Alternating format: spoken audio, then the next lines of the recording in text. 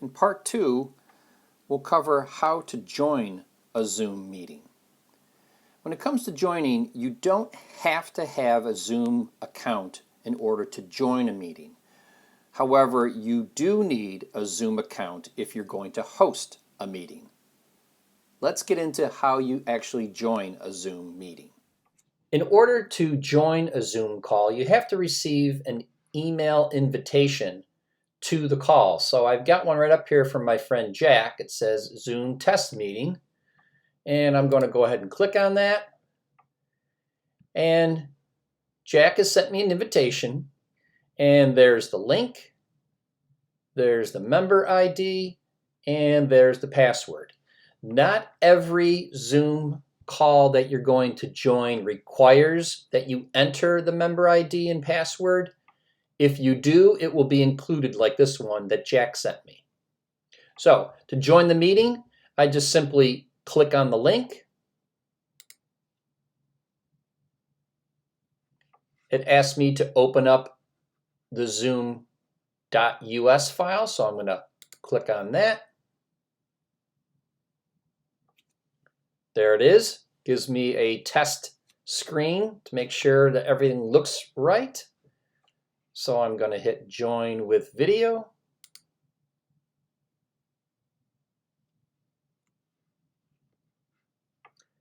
Join with audio.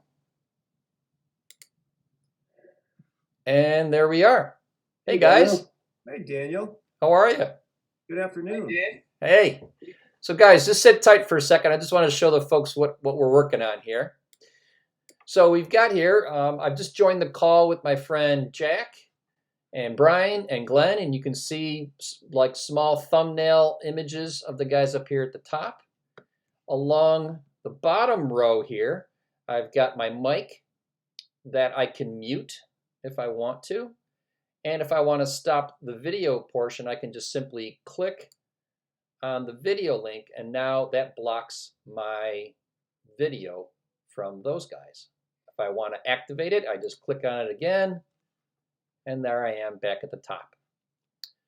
We also, along the bar here, shows how many participants are in the Zoom call. So we've got a total of 4. I can also record the Zoom call if I wanted to. Another thing you can see here too, folks, is that whoever is talking, their image is on the screen. So if Glenn were to say something, so I'm going to flip it over to Glenn here, and if Glenn starts talking, his face will take over the main screen here. So Glenn, go ahead and say something smart.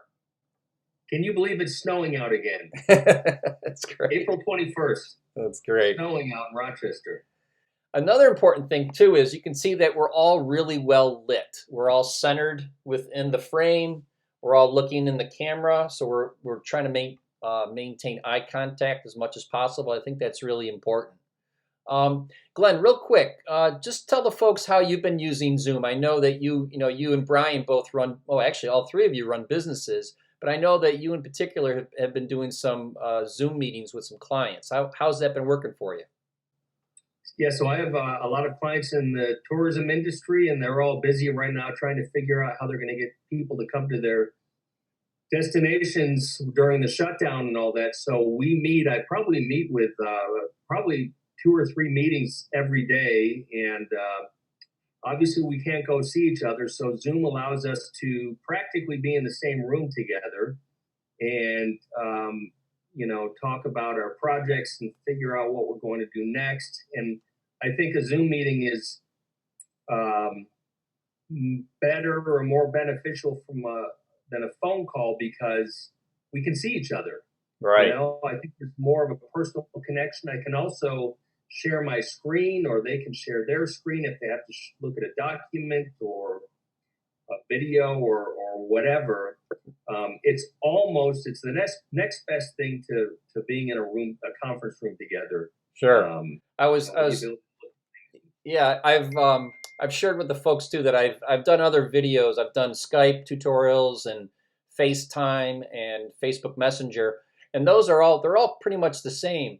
But I think one of the key advantages to Zoom is the number of people you can add to the call, as well as, again, like what Glenn was saying about showing your screen.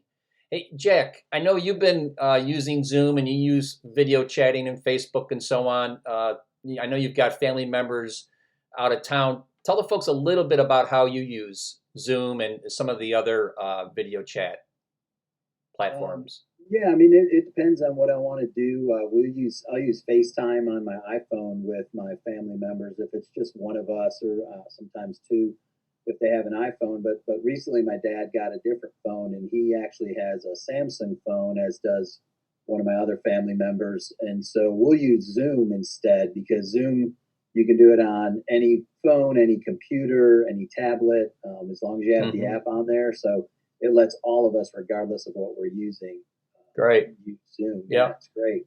And Brian, I know you too, with your business, you've been doing some client meetings and meetings with a lot of your customers, right? Absolutely, Daniel. Yeah, all those reasons above. Like Glenn mentioned earlier, we probably do 2 or 3 a day.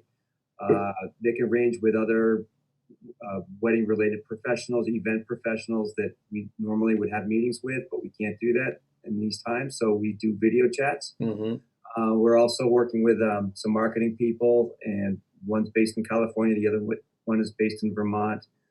They wanted to show a presentation, so the share screen option is perfect for that. We're able to see what's on the person's screen and what the recommendations are, and you can see reactions on our faces and that type of thing. That's great. So it's been great. And also from a personal level, family members, on Sunday nights, we do a Zoom call with 8 or 9 people. My niece's 16th birthday was on Sunday, and we got to see the video of the virtual birthday party of people driving up and honking. And then we had everyone on FaceTime or Zoom call. It was great just to see everybody. That's awesome. That's great. Okay, guys. Well, I will. Yeah, Glenn. I also have a group of friends I get together with every Wednesday night at 7:00. We all get together and chit chat and drink a beer together. And that's awesome. Most everybody's on time, but there's a few people that show up late. Sure. And I know what that's like. Yeah. All right, guys. I'm not going to keep you much longer here. I want to thank you all for helping me do the demo here today. Glenn, I'm going to ask you to chime out first, just because I want to be able to show folks how leaving a meeting works and how it looks on the screen. So thanks so much, Glenn. Bye, everyone. Glenn, nice to meet you. See you, Glenn. Okay, so you can see we had 4 participants. Now we're down to 3, and that number just declines as people leave the meeting. So if I want to leave the meeting, in the right-hand corner, lower right-hand corner, I just simply click on Leave Meeting, and I'm going to say adios, guys. Thanks so much for helping me. Really appreciate it. All right. All right, Daniel. Take care. Thanks. And there you have it. It's pretty straightforward, pretty simple. I think you'll really enjoy Zoom, and thanks so much for joining me. Before I wrap up today's video, I would like to tell you about the wonderful folks over at Lifespan.